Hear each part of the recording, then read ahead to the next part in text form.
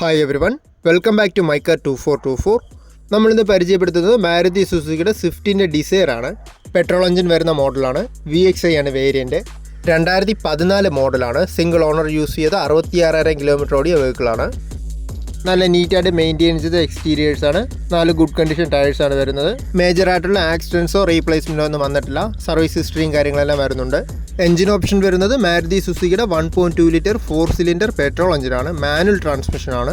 വണ്ടിയുടെ ഇൻറ്റീരിയേഴ്സിലോട്ട് നോക്കുവാണെങ്കിൽ black and beach colour കോമ്പിനേഷനിൽ വരുന്ന നല്ല നീറ്റായിട്ടുള്ള ഹൈ ക്വാളിറ്റി ഇൻറ്റീരിയേഴ്സാണ്. നല്ല നീറ്റായിട്ട് മെയിൻറ്റെയിൻ ചെയ്ത വണ്ടിയാണ്.